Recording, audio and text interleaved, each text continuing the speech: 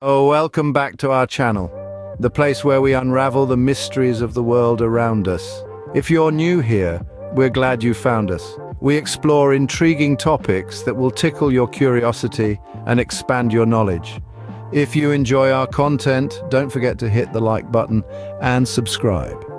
Now let's dive right into today's topic. Prepare to be electrified as we delve into the fascinating process of how electricity is produced in a dam. So brace yourself, because we're about to light up your world with knowledge. Ever pondered upon how the simple flip of a switch can light up your entire room? Or how a dam, a massive structure of concrete, can power up an entire city? It's quite fascinating, isn't it? The way something as abundant as water can be harnessed to bring light into our lives. How does this happen? What's the science behind it? Is it as simple as it sounds, or is there more to it? Today we unravel the mystery of how electricity is produced in a dam. Before we dive deep into the world of electricity production, it's crucial to understand the basics of a dam. Dams, in essence, are barriers. They are built across rivers or other bodies of water to control the flow and level of water.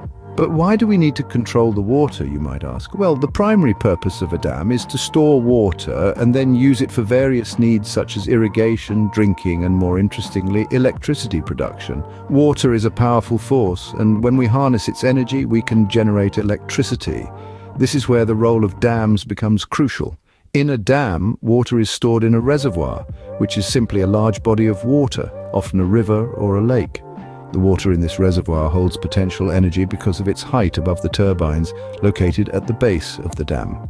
Now let's talk about the structure of a dam. The dam itself is a massive wall designed to withstand the pressure of the water stored behind it. The dam's spillway or release valve allows water to flow out when the reservoir is full.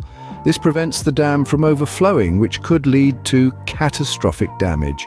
Within the dam, there are several key components. One of the most important is the penstock, a large pipe that carries water from the reservoir to the turbines. The force of the falling water spins the turbines, which in turn drive generators to produce electricity. Then there is the powerhouse, the heart of the dam, where the generators are located. The electricity produced here is then transmitted through power lines to homes, businesses, and industries. Finally, the tail race is a channel that carries water away from the dam after it has passed through the turbines. This water is returned to the river downstream, and the cycle can begin again.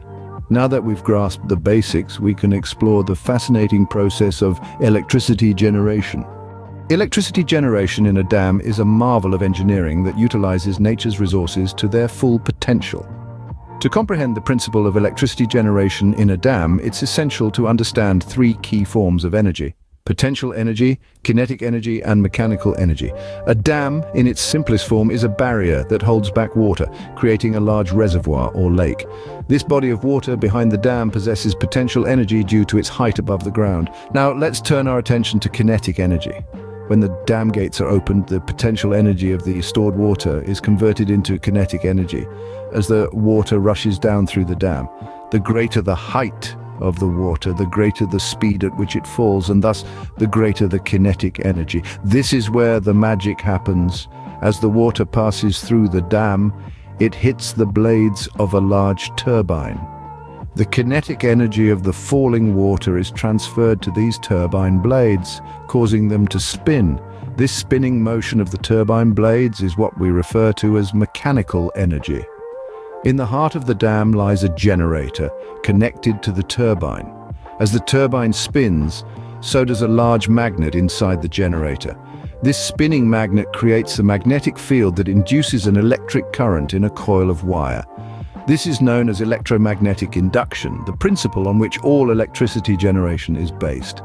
The electric current generated is then transmitted through power lines, eventually reaching our homes, schools, and workplaces, powering everything from the light bulb above your head to the device you're using to watch this video. Water plays an integral role in this process. Without the force of the falling water, the turbine wouldn't spin, The magnet wouldn't rotate and no electricity would be generated. It's a beautiful symphony of nature and engineering working in tandem to harness and transform energy. So we see how the energy of flowing water is harnessed and transformed into electrical energy. Now that we've understood the principle, it's time to delve into the step-by-step process of electricity generation. First, let's begin with the water in the dam's reservoir. This water is held back by the dam wall, which is a massive barrier that prevents the water from flowing downstream. The pressure of the stored water is incredibly high due to the height of the dam, which is often several hundred feet tall. This water is then channeled through a network of tunnels or pipes, known as penstocks. The pressure of the water rushing through these penstocks is used to turn the blades of a giant wheel called a turbine. Now, the turbine is a crucial part of the process. It's like the heart of the dam, pumping life into the system. As the water flows over the turbine blades, it spins the wheel at a high speed. This spinning motion is what we need to generate electricity. Connected to the turbine is something called a generator. Inside the generator is a large magnet and a series of coils of wire. Hold on to your hats because this is where the magic happens. As the turbine spins, it turns the magnet inside the generator. This rotating magnet causes the electrons in the wire coils to move. And this movement of electrons is what we call electricity. The electricity generated is then sent to a transformer. The transformer's job is to convert the electricity from low voltage to high voltage. Why, you ask? Because high voltage electricity can be transmitted over long distances without losing much energy. And voila, the electricity is then transmitted through power lines across towns, cities, and countryside to reach our homes, offices, and factories. Now, here's something interesting. Once the water has passed through the turbine, it's not just discarded. No, it's channeled back into the river downstream, so the water cycle continues and the dam can keep generating electricity day after day, year after year. So in a nutshell, the process goes like this. Water in the reservoir is used to turn a turbine, which spins a generator, which produces electricity. This electricity is then transformed to a high voltage and transmitted to wherever it's needed. And the water? It's returned to the river, ready to start the cycle again. And that's how a dam generates electricity, a process that powers our homes, industries, and much more. As we reach the end of this enlightening journey, it's time to summarize what we've learned. We began by understanding the basics of a dam, a colossal construction that harnesses the natural force of water. We learned how a dam stores water in a reservoir, creating potential energy, which is the first step in the process of electricity generation. Then we delved into the principle of electricity generation, where this potential energy is converted into kinetic energy. The water from the reservoir is released through large pipes called penstocks, which leads it to the turbine. The force of the water spins the turbine, and this spinning motion is what generates electricity. Following this, we dove into the step-by-step process, from the spinning of the turbine to the rotation of the generator's rotor, which creates a magnetic field. This magnetic field induces a flow of electric current, and voila, electricity is produced. We also took a closer look at the Idukki Dam, one of the largest arch dams in Asia, and how it uses these principles on a grand scale to power countless homes and industries. This entire process, from the initial storage of water to the generation of electricity, is a testament to human ingenuity and technological advancement. It's a complex, yet beautifully orchestrated symphony of science, engineering, and the indomitable force of nature.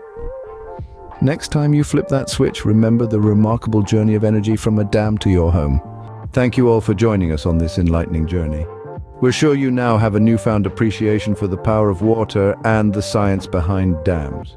But before we go, we want to leave you with a little something. The next time you switch on a light, remember the remarkable journey that energy has taken from a dam to your home. It's a fascinating reminder of our human ingenuity and technological advancement. If you found this video informative, please give us a thumbs up. Your support helps us create more content like this. And don't forget to subscribe to our channel to stay updated on our latest videos. We've got a lot more exciting content headed your way. Until then, stay curious and keep exploring.